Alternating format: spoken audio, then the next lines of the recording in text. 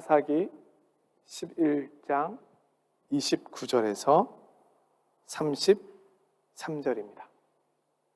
우리 교독해서 보겠습니다. 제가 먼저 읽겠습니다. 이에 여호와의 영이 입다에게 임하시니 입다가 길르앗과 므낫세를 지나서 길르앗의 미스베에 이르고 길르앗의 미스베에서부터 암몬 자손에게로 나아갈 때에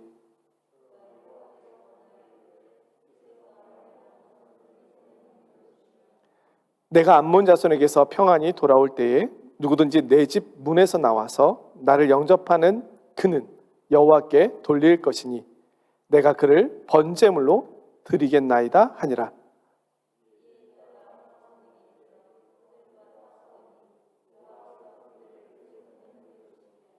함께 읽겠습니다. 아로엘에서부터 민닛에 이르기까지 20성읍을 치고 또 아벨 그라밈까지 매우 크게 무찌르니 이 암몬 자손이 이스라엘 자손 앞에서 항복하였더라. 아멘. 사사시대의 특징은 자기 소견에 옳은 대로 행하였더라. 하나님의 생각, 하나님의 말씀에 따라 산 것이 아니고 내 생각, 나의 경험, 나의 판단에 의해서 살았던 시대입니다. 하나님께서는 이러한 이스라엘 백성들을 내버려 두지 않으시고 책망하셨습니다. 근데 책망하시는 방법이 우리는 부모님이 책망하시면 너 이리 와, 너 이리 와, 내 이놈, 종아리 걷어, 좀 더 크면 용돈 안 줘, 이렇게 협박할 수도 있죠. 나가버려.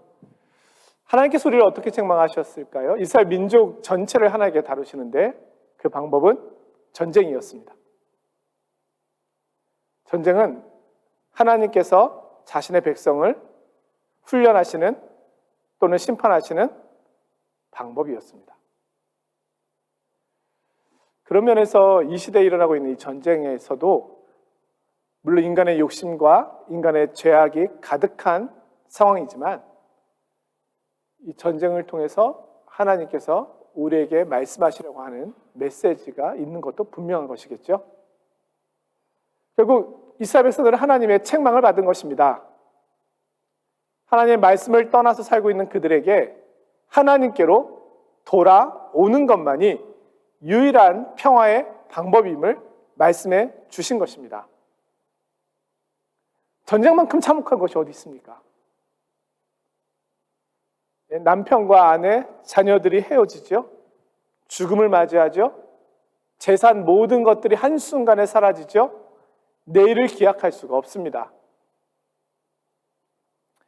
특별히 이 사사 입다가 활동하던 시대에는 암몬 자손이라고 하는 이 나라가 이 이스라엘의 영토, 아모리 왕 시온에게서 뺏은 그 영토를 자기들이 차지하기 위해서 계속해서 공격해 오는 것입니다. 그 기간이 무려 18년이었다고 하니까 18년 동안 전쟁을 치렀다고 생각해 보십시오. 한 달, 두 달도 아니고 얼마나 많은 것들이 황폐해졌겠습니까? 그런 가운데 하나님께서 특별히 입다라는 사람을 세우는데요. 이 입다라고 한 사람은 훌륭한 가문의 사람은 아니었습니다. 기생의 아들로 태어나서 사실은 사생아처럼 버려진 자녀였습니다. 그래서 고향에서 쫓겨나서 자신과 비슷한 처지의 사람들과 어울려 다니면서 도적 노릇을 했던 이가 바로 입다였습니다. 근데 입다라고 하는 사람이 하나님을 향한 경외감은 있었습니다. 그렇게 버려진 사람으로 살아갔지만 어떻게 보면 하나님의 은혜를 입은 것이죠. 그래서 하나님을 향한 마음, 또 하나님을 향한 신앙을 가지고 있었습니다. 하나님께서는 그를 사사로 부르시는데요. 그 당시에 사사의 역할 중에 가장 큰 것은 바로 전쟁하는 것이었습니다. 그러나 말이 전쟁이지 이 전쟁이라고 하는 것은 지면 끝나는 거잖아요. 모든 것을 잃는 것이잖아요. 우리는 지금 그 전쟁의 소식을 매일매일 듣고 있잖아요. 모든 것을 잃어버린 이들의 모습, 아픔을 보고 있잖아요. 아무리 입다였지만 이 전쟁은 두려운 것이었습니다. 반드시 이겨야만 하는 것이었습니다. 그런데 입다가 전쟁을 나가기 전에 이 전쟁을 꼭 승리해야 된다라고 하는 그 부담감에 하나님과 거래를 합니다. 이것을 우리는 서원이라고 이야기하는데요. 오늘은 좋지 않은 서원의 실례를 본문이 보여주고 있습니다. 하나님께서 이 전쟁을 이기게 해주신다면 제가 전쟁에서 승전가를 부르며 돌아올 때 가장 먼저 나와서 나를 맞이하는 그 사람을 하나님 앞에 번제물로 드리겠나이다. 이런 거래를 하나님 앞에 한 것입니다. 자, 이 거래는 사실 동기 자체부터 모든 것이 잘못됐습니다. 물론 우리 하나님 앞에 서원을 하는 것 자체가 악한 행위는 아닙니다. 야곱 같은 경우에도 에서에게 쫓겨서 도망갈 때 하나님 앞에 서원을 하잖아요. 나로 하여금 다시 고향으로 돌아오게 해주신다면 하나님 앞에 제가 이러한 것을 하겠습니다라고 서원을 하죠. 사무엘의 어머니 한나가 사무엘을 낳기 전에 아이가 없어서 늘 슬퍼하고 괴로워하다가 하나님 앞에 서원을 하죠. 나에게 자녀를 주시면 그 자녀를, 그 아들을 하나님 앞에 드리겠나이다.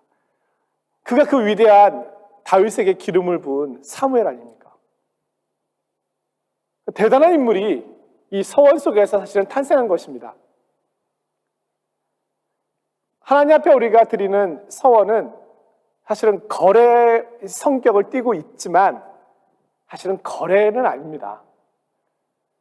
아니, 하나님께서 우리와 거래를 하시겠습니까? 이 거래가 성립이 됩니까? 우리가 무엇을 드린다 한들 하나님을 만족시키고 충족시킬 수 있겠습니까? 아니, 우주 속에서 먼지보다도 작은 내 존재가 나를 번제물로 태워드린다 한들 그것이 하나님 앞에 무엇이 얼마나 영광이 되겠습니까?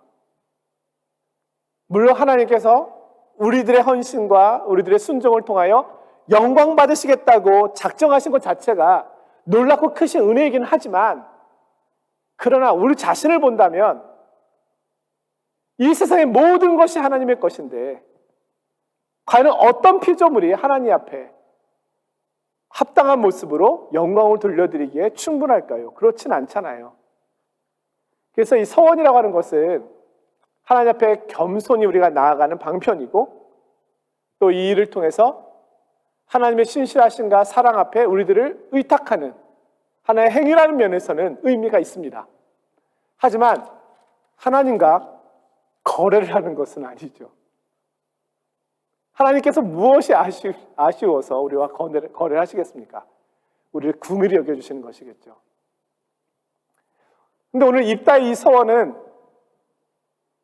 절박함 가운데서 나온 것으로 우리는 이해할 수 있지만, 이것이 너무 절박한 정치적인 하나님과의 거래라는 면에서는 순수하지만은 않습니다. 그리고 또 하나는 이 거래 내용입니다. 하나님이 이 전쟁을 이기게 해주시면 나를 가장 먼저 환영하는 사람을 번제물로 드리겠다고 하는 건 하나님이 기뻐하실 만한 거래가 아닙니다.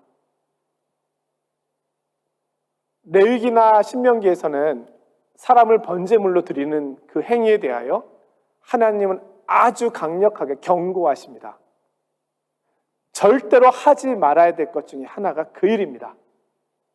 하나님이 그것을 말씀하신 이유는 당시에 고대 근동에 자녀를 불살라서 자신이 섬기는 신을 기쁘시게 하기 위하여 제물로 바쳤던 문화적인 종교적인 행위가 만연했기 때문입니다.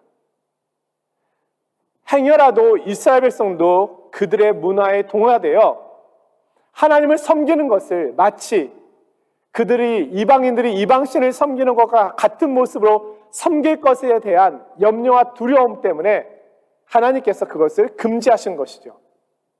근데 오늘 입다가 그것을 서원합니다. 왜 그랬을까요?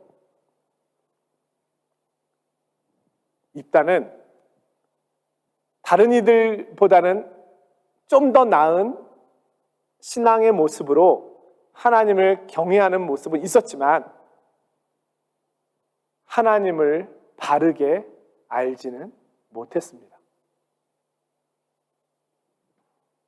가나안 땅의 이방 신 정도로, 그들보다는 조금 더 힘이 센 신 정도로 이스라엘 백성들을 이집트에서 구원해낼 정도의 강한 힘을 가지신 분이니 다른 신들보다는 조금 더 강한 신 정도로 그렇게는 알고 있었지만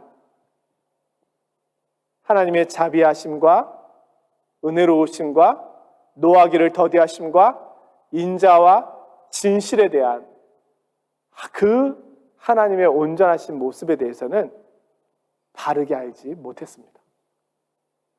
결국 입다는 자기 신앙과 자기 생각으로 하나님을 섬겼습니다.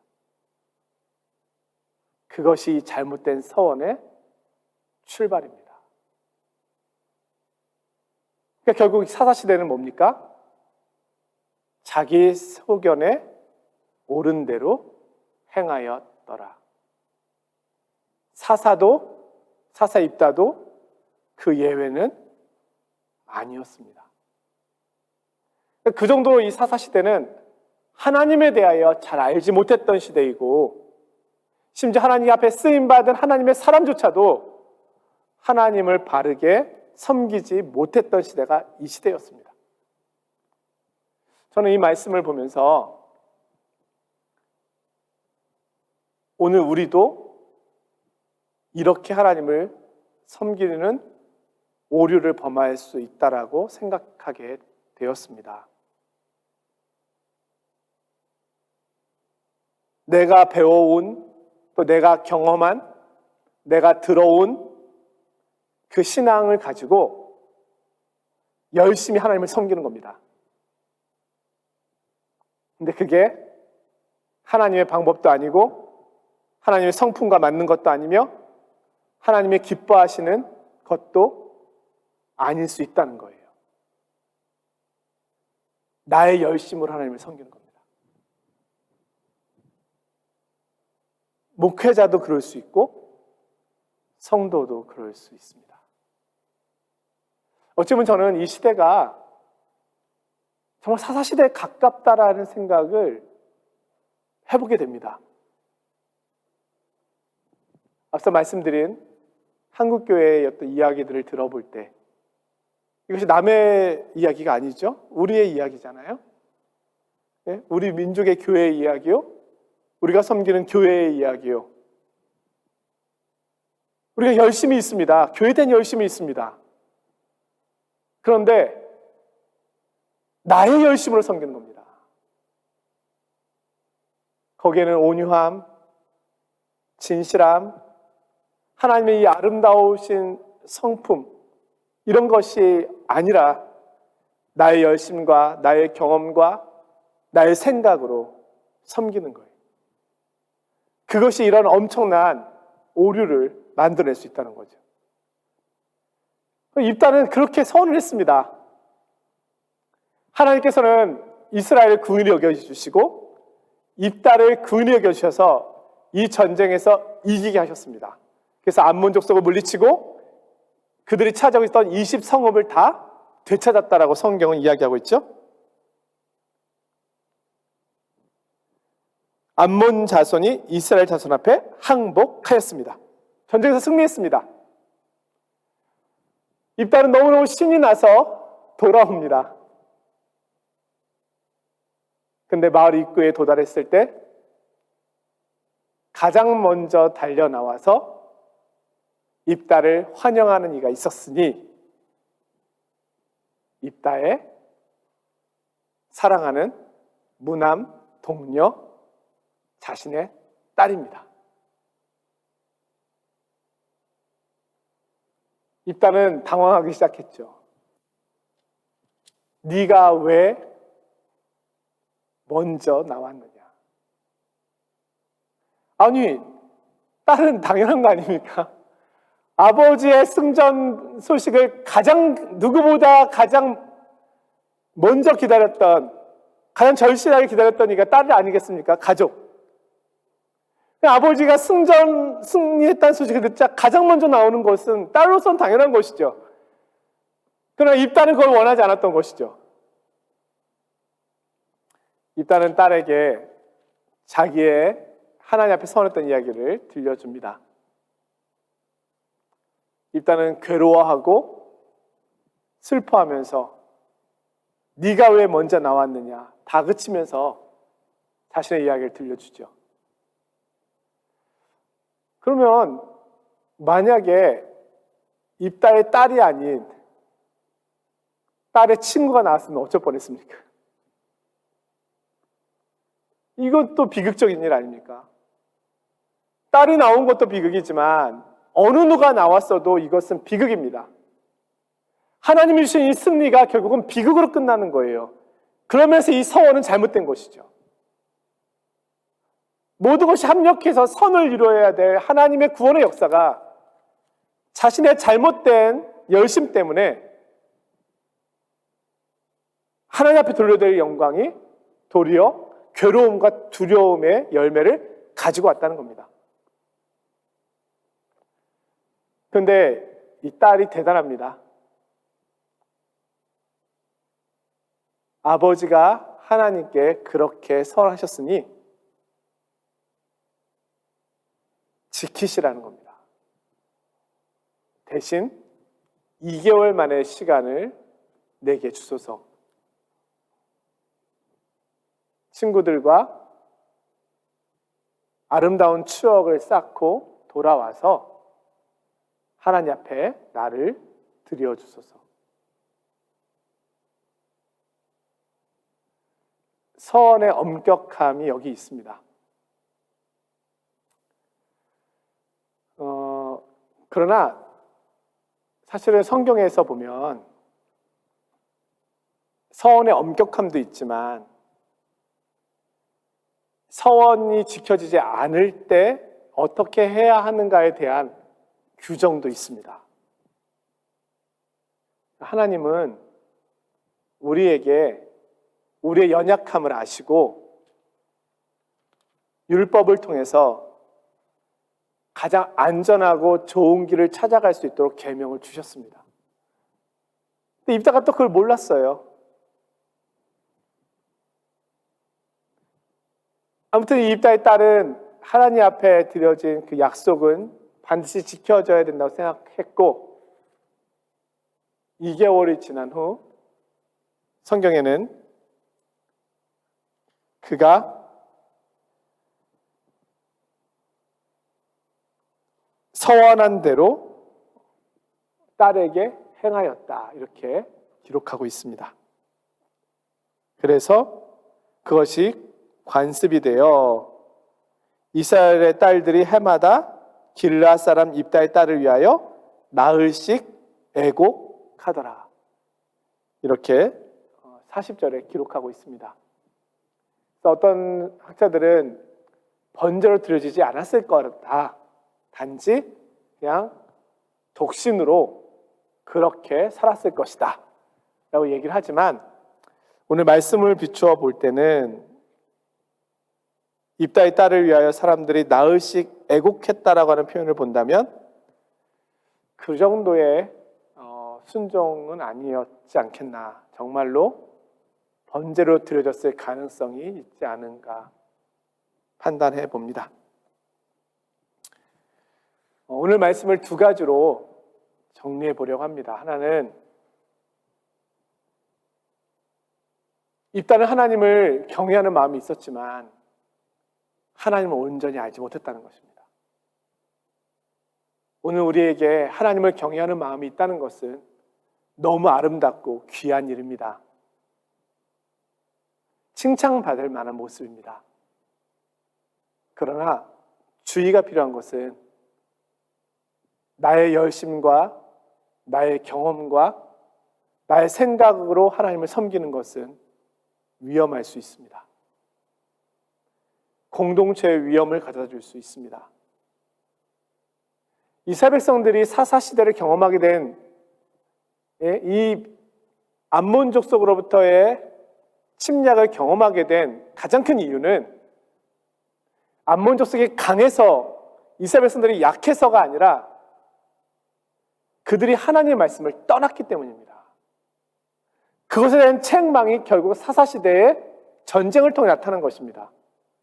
그렇다면 이들이 회복해야 했던 것은 전쟁의 승리가 아니라 하나님 말씀의 회복이었던 겁니다. 이것이 본질입니다.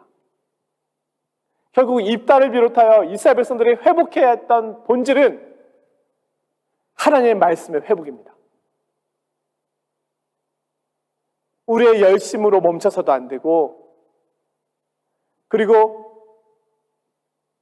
세상과 적당하게 살아가는 방식으로서의 성공을 이야기하는 것도 아닙니다.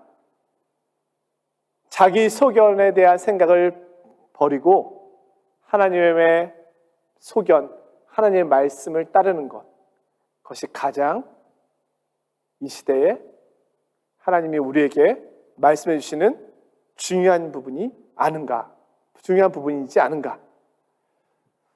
두 번째는 입다의 딸의 헌신입니다. 입다의 딸의 의견도 묻지 않았고, 아버지가 일방적으로 한 서원이었지만 입다의 딸은 그 서원을 소중하게 생각했습니다. 물론 그것이 잘못된 서원이었던 건 맞지만 그의 순종은 아름다운 순종이었습니다. 비유가 맞지 않을 수도 있지만 우리 예수님께서는 하나님 앞에 죽기까지 순종하셨습니다. 그것이 하나님에 대한 순종이었습니다. 오늘 이 시대에 우리가 회복해야 될 신앙의 또 하나는 순종입니다. 하나님과의 약속, 또 하나님에 대한 사랑에 대한 순종. 어떻게 하면 주님을 더 사랑할 수 있을까? 어떻게 하면 그분께 더 순종할 수 있을까? 어떻게 하면 내게 손해가 된다 할지라도 그분의 영광을 위하여 나아갈 수 있을까? 나의 영광을 위한 하나님이 아니라 하나님의 영광을 위한 나가 되는 것이 이 시대에 우리가 또 하나 오늘 본문을 통해서 배워야 할 아름다운 순종, 그 단어이지 않은가 싶습니다. 사랑하는 성도 여러분, 이 시대는 다른 어느 때보다도 교회가 많고 성도가 많습니다. 한국의 역사상, 인류 역사상 인터넷과 유튜브와 매체를 통해서 얼마든지 하나님 말씀을 들을 수 있는 최고의 시대에 우리는 살고 있습니다. 이런 시대가 없었잖아요. 24시간 원한다면 하루 종일 우리는 말씀을 들을 수 있습니다. 성경을 들을 수 있습니다. 그런데 과연 이 시대는 더 하나님을 사랑하고 더 아름다운 믿음의 신앙인을 만들어내고 있는가? 그런 신앙적 성숙함을 만들어내고 있는가? 그렇다면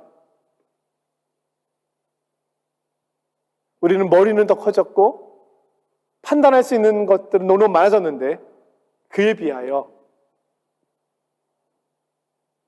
하나님의 말씀에 대한 철저한 순종은 더 잃어버린 시대이지 않은가. 또 하나의 사사시대에 나의 소견에 옳은 대로 살아가고 있는 그 시대를 경험하고 있지 않은가 생각해 봅니다. 저와 여러분, 이 시대 속에서